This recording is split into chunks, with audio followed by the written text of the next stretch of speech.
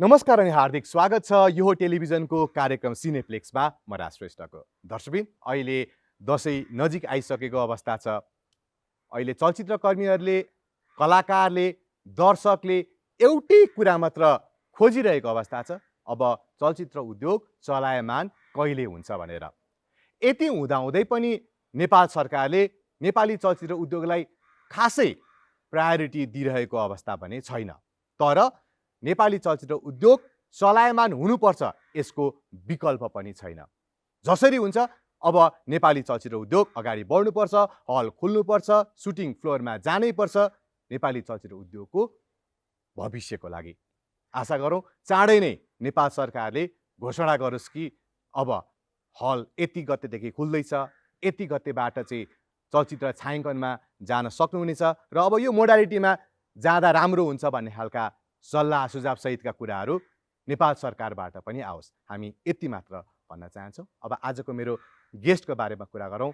लामो समयदेखि नेपाली चलचित्र उद्योगमा हुनुहुन्छ, राम्रा चलचित्रहरू नेपाली चलचित्र उद्योगलाई दिइसक्नु भएको छ र चलचित्रकर्मीले, दर्शकले माया गरेर अभिनय शिरोमणिको एउटा उपनाम पनि दिइसक्नु भएको छ र चलचित्रकर्मीहरूले त प्यारो शब्दमा भन्नुपर्दा राजा साहब, राजा भनेर सम्मान गर्नुभएको छ। आजको मेरो गेस्ट त्यस्ता विशिष्ट व्यक्तित्व हुनुहुन्छ। मैले यति भनिसकेपछि आजको मेरो गेस्ट को भनेर चिनिसक्नुभयो होला। हजुर, आजको मेरो गेस्ट हुनुहुन्छ वरिष्ठ कलाकार निर शाह। दाइ, स्वागत छ यहाँलाई। सन्चै हुनुहुन्छ दाइ? ठिक छु। अब अहिले कोभिडको एक किसिमको सङ्क्रमण भइरहेको छ, कोरोना भाइरसको महामारी छ दाइ। लगभग अब हामी 5-7 महिना 8 महिनादेखि यो अवस्थामा छौँ। चलचित्र उद्योग पनि ठप्प भइरहेको अवस्था छ। यहाँको दिनहरू अहिले पछिल्लो समयमा कसरी बितिरहेको छ? अब विशेषतः यो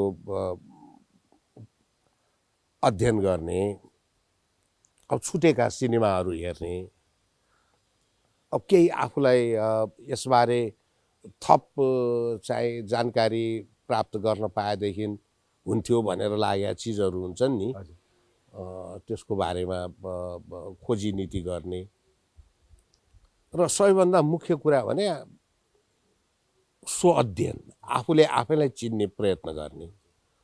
त्यो आफूले आफैलाई चिन्ने प्रयत्न गर्ने कुरामा चाहिँ नि यो कोभिडले एउटा अभूतपूर्व मौका जुटाइदिएको हो। त्यसलाई मैले पर्याप्त मात्रामा सदुपयोग गरेको छु। अब अहिलेको अवस्थामा एक्सन कटलाई चाहिँ कतिको मिस गरिराख्नु भएको छ दाइले? त्यो त धेरै नै मानि, यसै पनि अब सिनेमा खेल्ने मात्रा मैले अलिकति घटाएको थिएँ, त्यही पनि अब 4वटा 5वटा त म खेलिहाल्थेँ। अब यो सोसियल डिस्टेन्सिङ मिलाएर थोरै सानो चाहिँ युनिट हुने प्रोजेक्टहरू छ भने, अब म्युजिक भिडियोको, अब हाम्रो टेलिफिल्मको कहिलेकाहीँ हामीले गर्ने गरेका छौँ।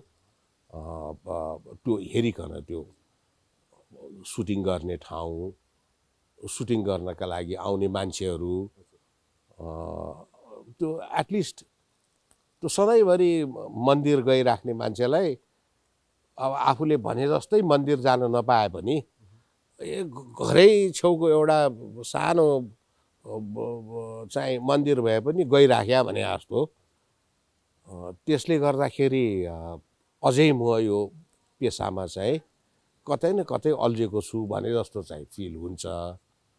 तर बहुत चाहिँ अब राम्रो प्रश्न सोध्नुभयो कि कुन मात्रामा एक्सन कटलाई मिस गरेका छौ त तिमीले भन्ने। भयङ्करै मिस गरिया छ। अब जस्तो अब अहिलेको अवस्थामा हुन त अब नेपालमा मात्र होइन, विश्वभरि नै कोभिडको कारणले गर्दा ठप्प भइरहेको अवस्था छ। अब नेपाली चलचित्रको कुरा गर्ने हो भने नेपाली चलचित्र उद्योग अछुतो भएर बस्न सकेन कोभिडको कारणले गर्दा। यति हुँदा पनि पछिल्लो समयमा सरकारले अरू क्षेत्रलाई चाहिँ बिस्तारै चलायमान बनाइरहेको अवस्था छ। तर अहिलेसम्म चलचित्रको बारेमा सरकारले खासै के प्रतिक्रियाहरू दिएको छैन, चलायमानको बारेमा खासै आधिकारिक धारणा राखिरहेको अवस्था छैन। यहाँले कसरी हेरिराख्नु भएको छ अहिलेको अवस्थालाई? हेर्नुहोस्, यो अहिलेको चलचित्र क्षेत्रमा आएको अवस्था भनेको हजुर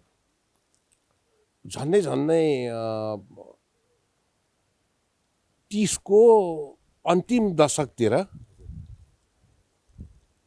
40 को दशक लाग्न लागेको बेलातिर अझ अझ अझ दुरुस्त चाहिँ 30 को दशकको बेलातिर जस्तै जस्तै अवस्थामा चाहिँ यो पुगेको हो। यी सब कुराहरू यथावत रहँदा पनि चलचित्र क्षेत्रलाई चलायमान बनाउनका लागि एउटा पिँढी नै लागि परिरहेको अवस्थामा पनि सरकारले चाहिँ किन चाहिँ अपेक्षित मात्रामा तात्पर्यता देखाउन सकेन भनेर त्यति बेला पनि हामी जसरी भन्ने गर्थ्यौँ नि, हजुर अहिले पनि त्यही गुनासो सुनिएको हो हजुर तात्पर्यताको कुरालाई लिएर, होइन?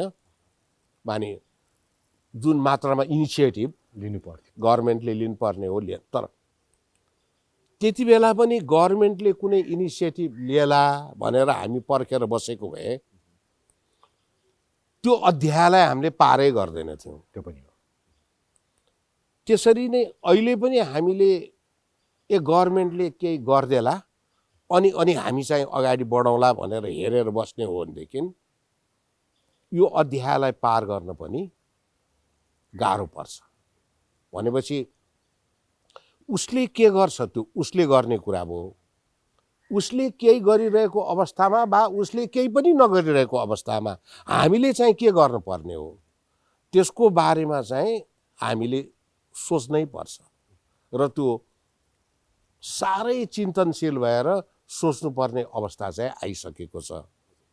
किनभनेदेखि चलचित्र उद्योग त वात्तै पछाडि फर्क्यो नि, थुप्रै कारणहरूले गर्दाखेरि। एउटा मुलुकको सम्पूर्ण चाहिँ वातावरणभित्र त्यही वातावरणको सम्पूर्णताका आधारमा हुर्किरहेको थुप्रै चिजहरू मध्येको एउटा चिज हो चलचित्र अथवा चलचित्र उद्योग। अरू कुराहरू बेग्लै किसिमले हुर्केर जाने, चलचित्र उद्योग एउटा चाहिँ बेग्लै किसिमले हुर्केर जाने भन्ने हुँदैन। त्यो माने एक अर्काले त्यो चाहिँ प्रभाव पारि नै रह हुन्छ, होइन? सारा विश्व यसरी आक्रान्त भएको बेलामा चलचित्र क्षेत्र आक्रान्त नहुने भन्ने प्रश्नै भएन। अब त्यसबारे चर्चा गरिराख्नु पनि परेन किनभने सारालाई थाहै छ। तर एउटा कुरा के भनेदेखि म यहाँलाई निवेदन गरौँ कि विश्व चाहिँ अब एउटा न्यू अर्डरमा जान्छ भनेर विद्वानहरूले भनिरहनु भएको छ नि, पटक पटक भनिरहनु भएको छ। त्यो पक्कै पनि जान्छ। सारा तौर तरिकाहरू परिवर्तित हुन्छन्। मानि उही कुराहरू बेग्लै किसिमबाट गर्ने परम्पराहरू बस्दै जान्छ। त्यो क्रममा अब हामीले हाम्रो चलचित्र उद्योगलाई चाहिँ कसरी रूपान्तरित गर्ने त र कहाँनिर त्यो न्यू अर्डरमा हामीले आफूलाई फिट गर्ने भन्ने बारे त हामीले सोच्न थाल्नु पर्यो नि। यतिमी सोच भनेर गभर्मेन्टले भनिदिने हो र हामीले सोच्न थाल्ने हो। तर यहाँ कस्तो भयो भनेदेखि अहिलेको अवस्थामा गभर्मेन्टले पनि केही बोल्न जरुरी छ। जस्तो मेकरको हिसाबले, चलचित्रकर्मीको हिसाबले भन्यो भने हलवालाले हामी हल खोल्न तयार छौँ भनिरहेको छ। कलाकारहरू हामी सुट गर्नका लागि, छायाङ्कन गर्नका लागि जान्छौँ भनेर तयार छौँ भनेर भनिरहेको अवस्था छ। निर्माताहरूले हामी चलचित्र निर्माण गर्न हामी तयार भइरहेको छौँ भनिरहेको छ। तर जति पनि चाहे हलको कुरा गरौँ, चाहे प्रोडक्सनको कुरा गरौँ, चाहे फ्लोरमा जाने कुरा गरौँ, अन्तिममा दिनुपर्ने त सरकारले स्वीकृति हो। यो विषयलाई हजुर तपाईँले तर्क गर्नु भएको किसिमबाट हेर्ने भनेको हजुर हाम्रो दृष्टिकोणबाट हेरेको भयो। यही कुरालाई सरकारले सरकारी दृष्टिकोणबाट हेर्ने भयो भनेपछि उसले सरकारी दृष्टिकोणबाट हेर्दाखेरि चलचित्र कहाँनिर प्राथमिकताको कुन चाहिँ अर्डरमा पर्यो, त्यो घनघोर प्राथमिकता चाहिँ भित्र पर्ने विषय नहुन सक्छ नि उनीहरूको लागि। तपाईँलाई के लाग्छ, चलचित्र जुन अर्डरमा सरकारले राख्नु खोजेको छ हामी त्यहीमा ठिक छौँ अथवा सरकारले हामीलाई अलिकति मात्रै पनि बायस गरिरहेको छ जस्तो लाग्छ? योभन्दा अलि बढी चाहिँ सिरियसली हेर्न सक्ने स्थिति छ। त्यसको लागि अब दुर्भाग्यको कुरो अब सञ्चार मन्त्री नै हुनुहुन्न क्यारे अहिले होइन। विकास बोर्ड धेरै लामो समयसम्म खाली रह्यो। अब उहाँ दयारामजी आइहाल्नु भएको थियो, अब सारा यी सम्पूर्ण कुराहरू परिहाल्यो र त्यहाँ सदस्यहरू नै रिक्त छन्, अझै रिक्त छन्। सबै पदपूर्ति भइसक्या छ जस्तो मलाई लाग्दैन। अब त्यसो नहुनु नै प्राथमिकतामा नपरेको देखिहाल्यो। प्राथमिकतामा परेर यी कुराहरूलाई अगाडि बढाउनु पर्छ भन्ने महसुस गरिएको भए त यी सबै कुराहरू यसरी रित्तो छोडिन्न थियो होला नि त, होइन? अरू पनि थुप्रै कुराहरू छन् होला जसलाई गर्दाखेरि अब भ्याइ नभ्याइ भएर यसलाई चाहिँ एड्रेस गर्न नसकिएको, यसलाई सम्बोधन गर्न नसकिएको होला भनेर चित्त बुझाउनु पर्ने अवस्था छ हामीलाई। तर त्यस्तो नहुनु पर्ने हो, किनभनेदेखि चलचित्र उद्योगले एउटा रिजनेबली असाध्यै ठुलो चाहिँ रोजगारी सिर्जना गरेको छ र धेरै मानिसहरूलाई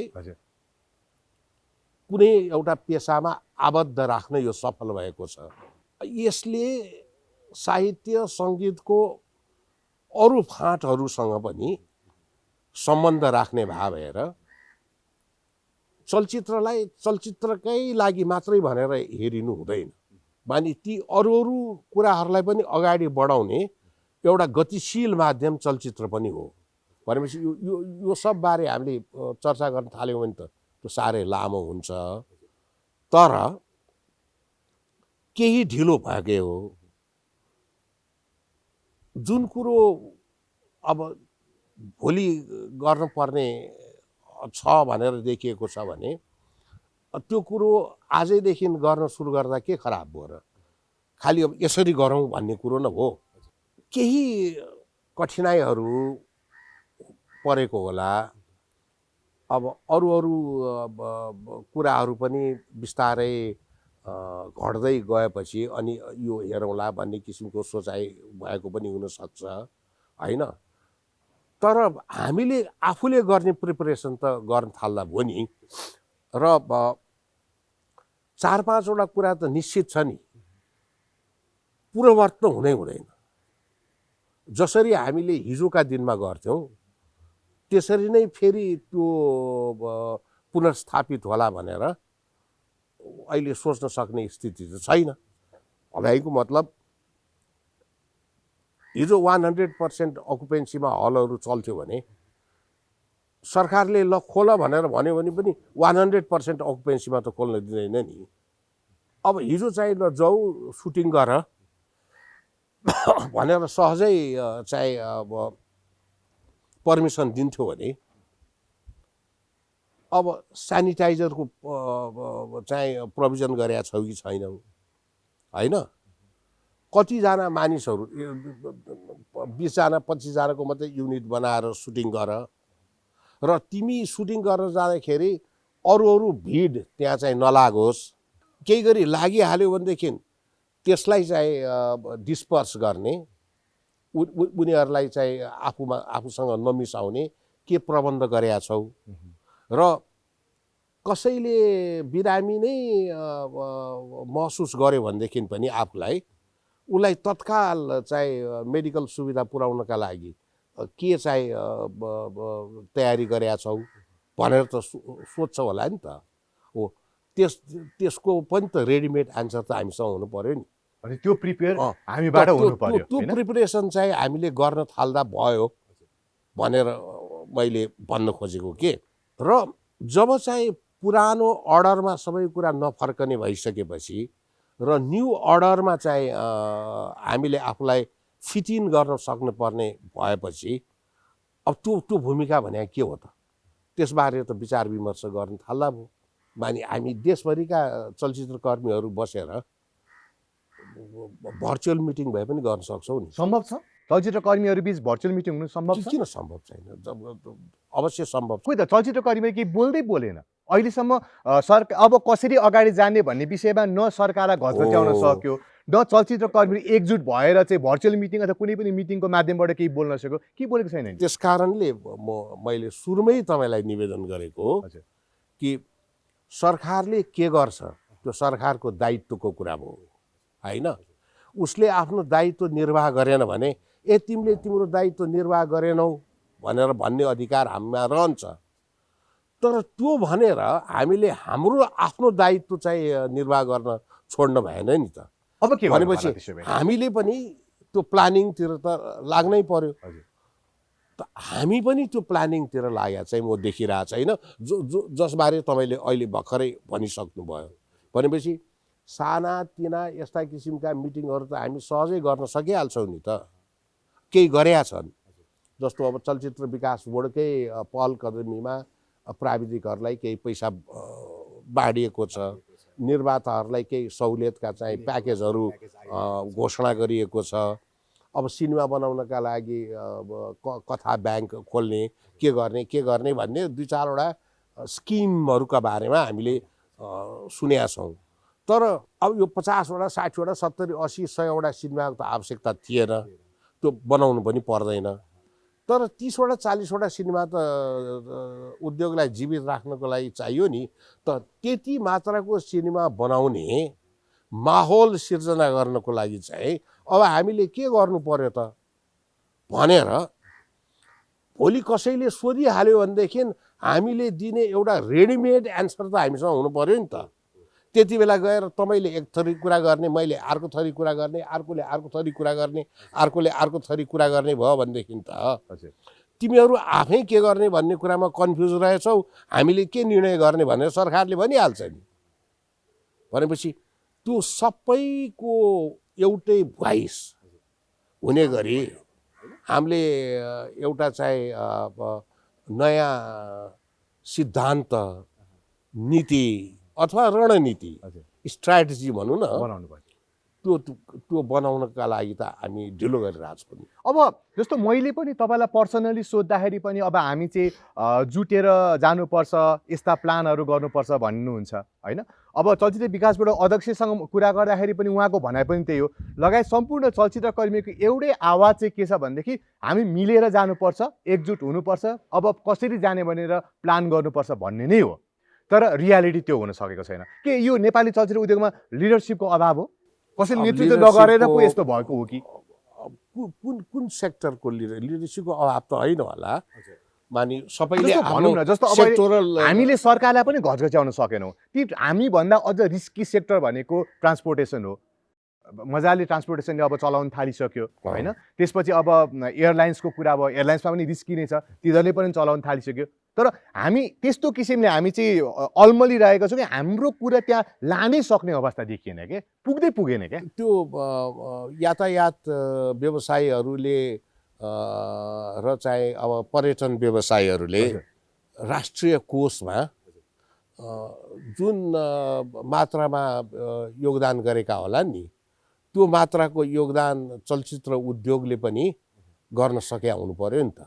गर्न सकेको छैन। त्यो प्रेसरलाई चाहिँ त्यही मात्रामा बुझ्नको लागि, मानि in terms of paying tax, in terms of generating employment होइन।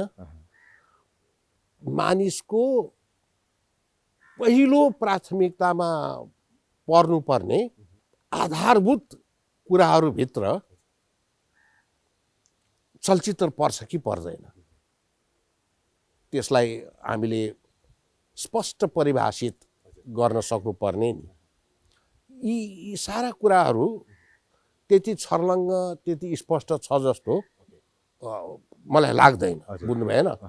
तर शैक्षिक क्षेत्र र स्वास्थ्यको क्षेत्रले पाए सरहको सुविधा तिमीले चलचित्रको क्षेत्रलाई पनि दिनुपर्छ भनेर माग गर्नु त न्यायसङ्गत माग होइन नि। त्यो कुनै पनि देशको कुनै पनि चलचित्र उद्योगले त्यसरी मागे हुँदैन होइन। तिम्रो स्वास्थ्यसँग सम्बन्धित, शिक्षासँग सम्बन्धित क्षेत्रलाई हामीले चलचित्रको माध्यमबाट यसरी सघाएका छौँ। हामीले त्यसरी सघाएको भएर हामीलाई चाहिँ तिमी यसरी सघाऊ ताकि हामी झन् बढी सघाउन सक्छौँ भनेर चाहिँ एउटा अन्डरस्ट्यान्डिङमा चाहिँ आउन सकिन्छ होला होइन।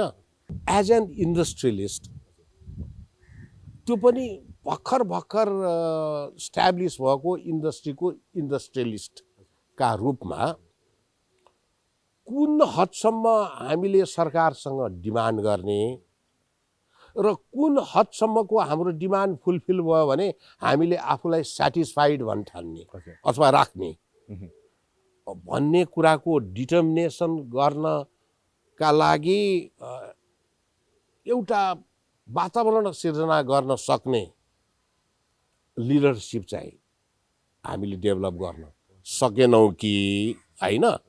मानि यदि लिडरसिप डेभलप गर्न नसकेको भए पनि त्यो हदको लिडरसिप चाहिँ डेभलप नभएको हुनसक्छ नभएको हुनसक्छ है होला त्यस्तो लिडरसिप। तर सेक्टोरल ग्रोथ के अब मानि ट्रेड युनियन एक्टिभिटिजहरू जस्तो भने नि जस्तो कलाकार भयो अब कलाकार यो गर उ गर अब प्राविधिक भयो प्राविधिक यो गर उ गर अब हलवालाहरू भयो हलहरू यसो गर्छ सेक्टोरल एफोर्ट चाहिँ भयो त्यो सबै सेक्टर मिलेर कलेक्टिभ एफोर्ट चाहिँ भएन। भनेपछि अब हामी यसरी बुझ्न सक्छौँ अहिले नेपाल सरकारले चलचित्र उद्योगलाई सम्बोधन नगरेको अथवा गर्न नसकेको अथवा सिधै भाषामा नगरेकोमा हामी चलचित्र कर्मीहरूकै कमी कमजोरी छ। हामीले आफूलाई त्यहाँ प्रस्तुत गर्न सकेनौँ त्यो कुरा राख्न सकेनौँ। केही कमी कमजोरीहरू हाम्रो पनि छ। मानि हाम्रो केही कमी कमजोरीहरू छ भने त्यो कमी कमजोरी भएका कारणले गर्दा तिमीहरूलाई हामीले नहेरे हौ तिमीहरूलाई हामीले वास्ता नगरे हौ भनेर चाहिँ सरकारले भन्न चाहिँ मिल्दैन। तर कुरो सही नै हो। तर हामीले पनि हाम्रो प्रिपरेसन चाहिँ गर्नैपर्छ 100% कम्प्लिट गर्न चाहिँ सकेका छैनौँ। हामीले टुङ्ग्याउनु पर्ने धेरै कुराहरू बाँकी छन् र चाहिँ अब अहिले आएर त झन् छ। अब सिनेमा हेर्ने तरिकामा परिवर्तन आउँछ नि। सिनेमा हलमा मात्र डिपेन्ड भएर हामी अगाडि बढ्न सक्दैनौँ।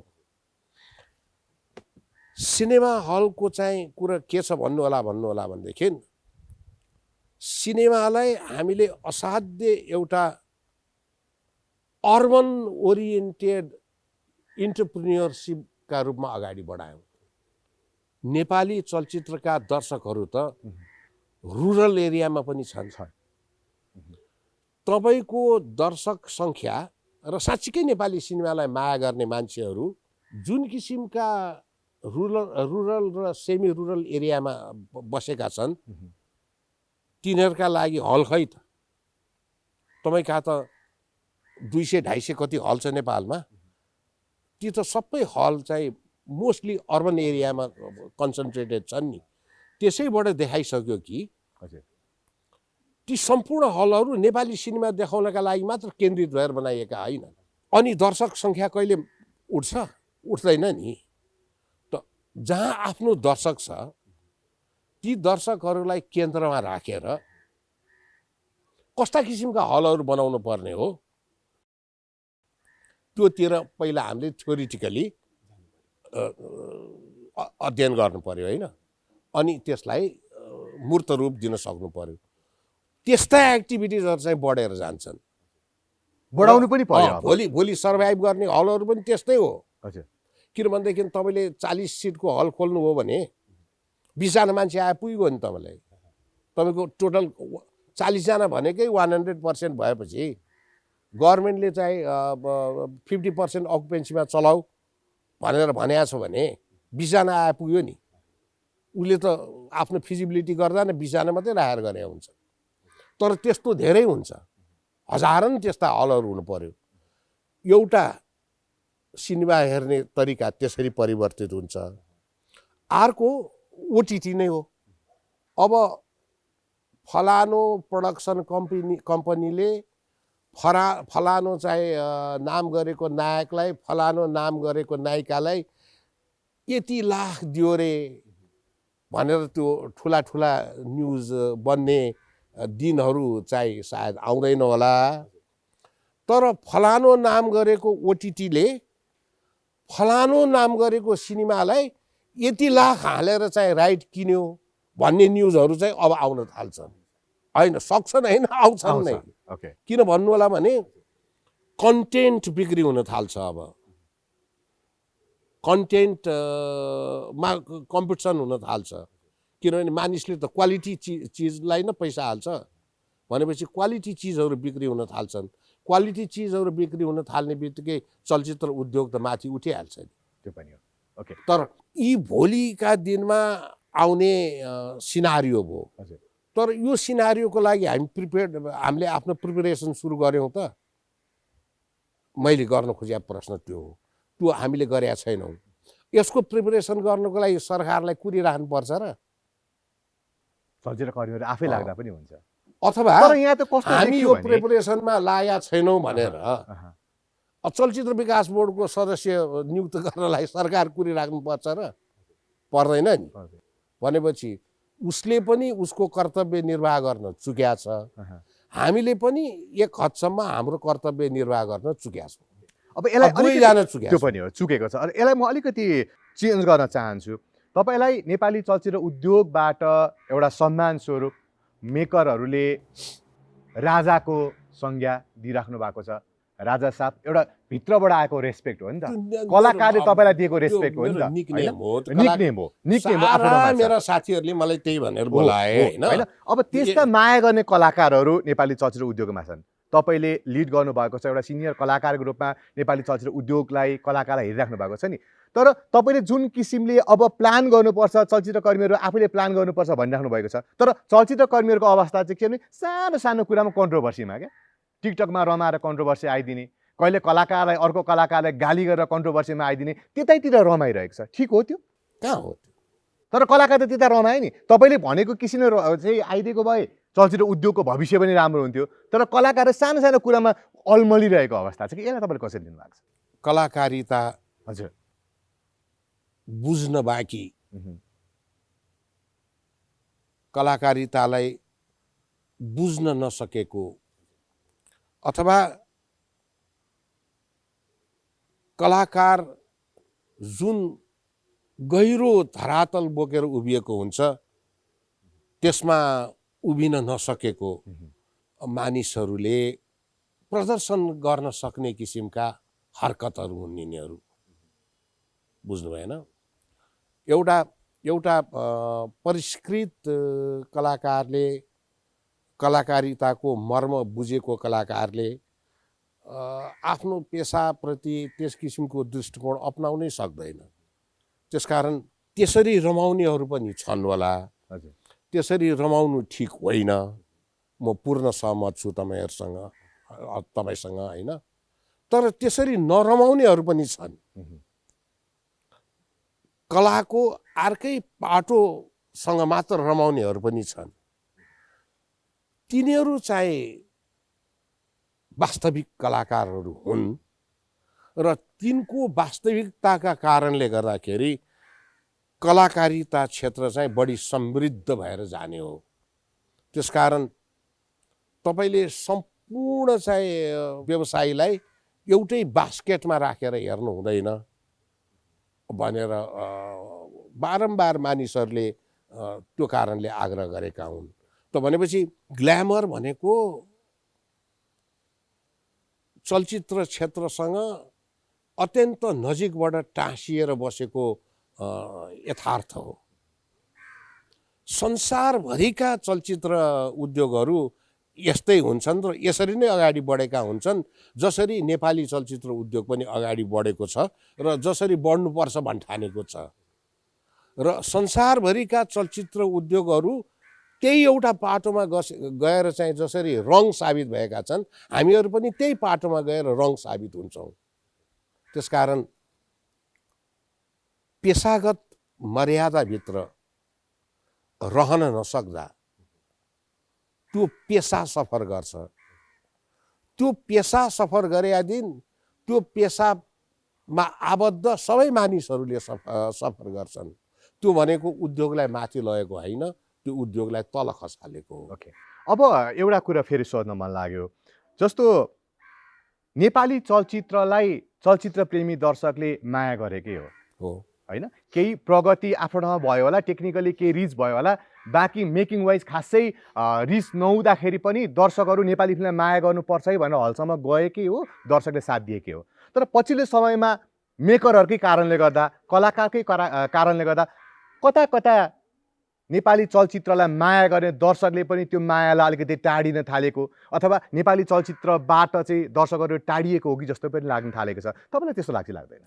मैले एउटा गीत लेखेको छु के राज, हजुर, सस्तो बनाइदेऊ बजारमा चल्न सकौँ भन्ने सुन्नुभयो होला नि है, दिपक खरेलजीले गाउनु भयो।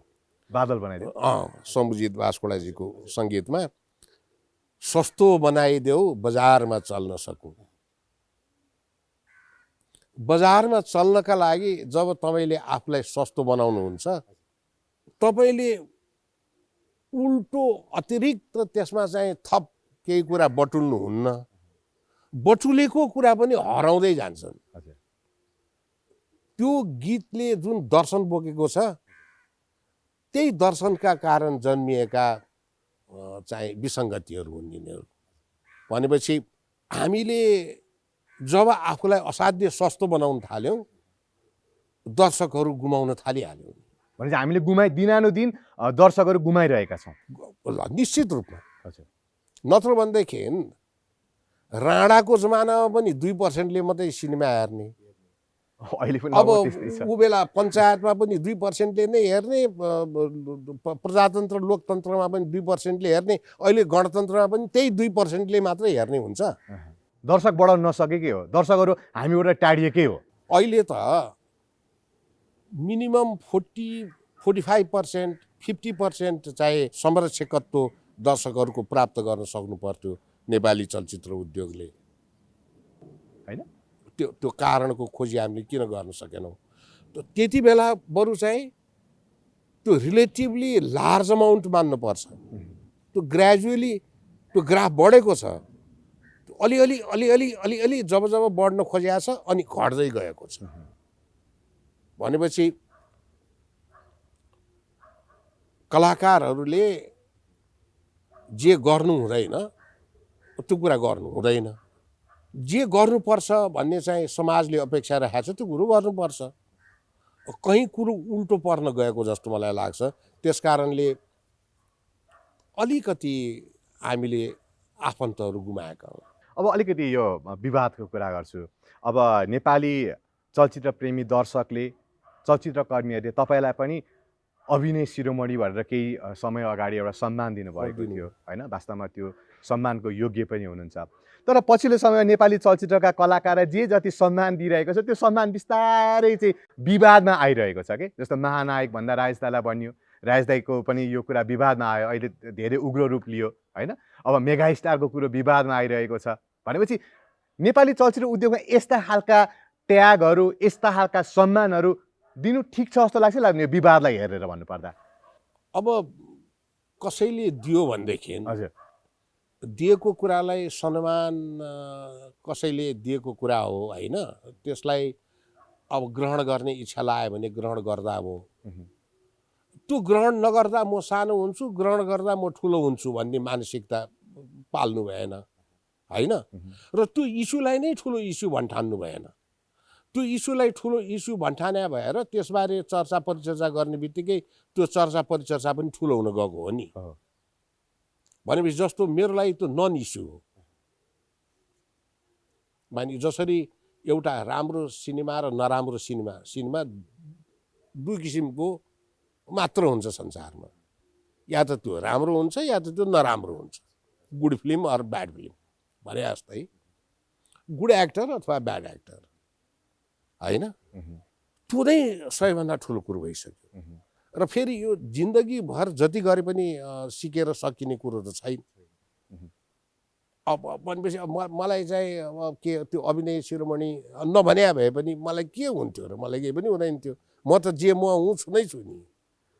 अब जे म गर्छु त्यो गरि नै हुन्थेँ, होइन? त्यो भन्या कारणले गर्दाखेरि मैले अतिरिक्त केही कुरो पाए पनि होइन, होइन? भनेपछि नेपाल सरकारले तपाईँलाई एउटा ट्याग दिएको छ नि झुन्ड्याउन, त किन दिया हो त्यो बेकारको। मैले पनि पादिनदेखि ल्याएर घरमा हालेर राखेको छु। त्यो भएर पनि केही तात्विक भिन्नता त्यसले केही ल्याएको छैन भने जस्तै किसिमका टाइटलहरू हुन् यिनीहरू क्या। अब यो टाइटलहरू चाहिँ हजुर यसमा हामीले चाहिँ ओभर सिरियस भइराख्नु नै हुँदैन जस्तो मलाई लाग्छ।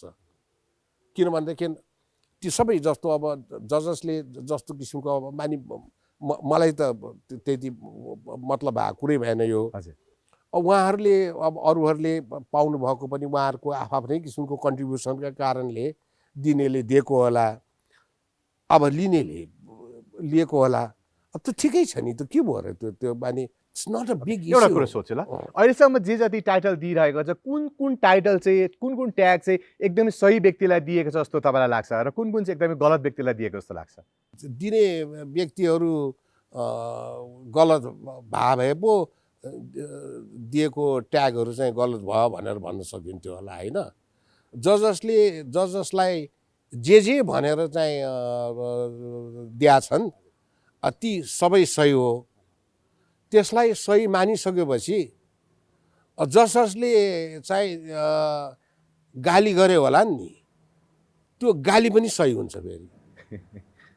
किनभने दिएको पनि दर्शकले हो, गाली पनि दर्शकले गरे हो भनेपछि त्यसमा त्यति धेरै चाहिँ गहिरिएर लागिराख्नु नै ठिक हो जस्तो मलाई लाग्दैन।